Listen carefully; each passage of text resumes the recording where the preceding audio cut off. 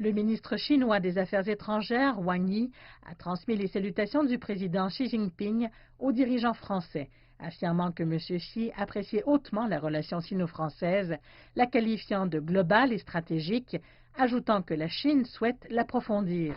Il a déclaré que la priorité absolue était de redémarrer les échanges entre les deux pays, tout en contrôlant le coronavirus et en intensifiant la coopération sur le développement de vaccins. La France est la 4e étape de sa tournée européenne parmi 5 pays qu'il a déjà conduits en Italie, aux Pays-Bas et en Norvège. Wang Yi clôturera le voyage en Allemagne. La France et la Chine ont une longue histoire, mais ce voyage porte sur l'avenir de ce à quoi ressemblera leur relation après la pandémie. La Chine aimerait voir un partenariat encore plus étroit, alors le ministre des Affaires étrangères, Wang Yi, tente de rassurer la France sur le fait que l'investissement chinois est toujours une bonne chose, car les réglementations rendent plus difficile l'entrée de l'argent chinois en France. Il souhaite aussi rassurer les entreprises françaises sur le fait que la Chine devrait rester leur centre de fabrication après que les perturbations massives de la chaîne d'approvisionnement pendant la pandémie de coronavirus avaient conduit à des appels à un rapprochement de la production.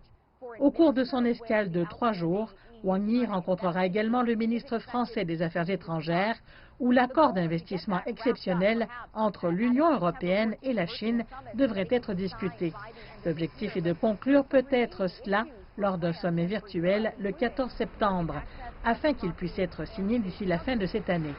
Mais il reste des problèmes pour la France et l'Europe, notamment l'accès au marché, la réciprocité et les subventions de l'État. Du point de vue de la Chine, s'attaquer au problème de la 5G est primordial.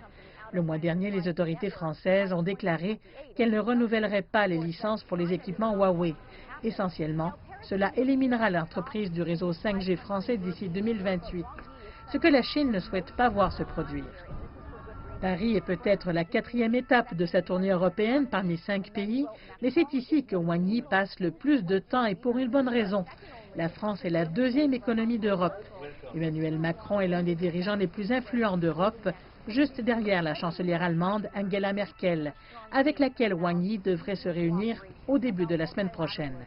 Donc passer plus de temps ici à plaider avec force sur l'approfondissement de la coopération, sur le multilatéralisme, sur la prise de décision indépendante de l'influence américaine pourrait aider à orienter non seulement les relations de la France avec la Chine, mais aussi les relations du bloc tout entier avec la Chine.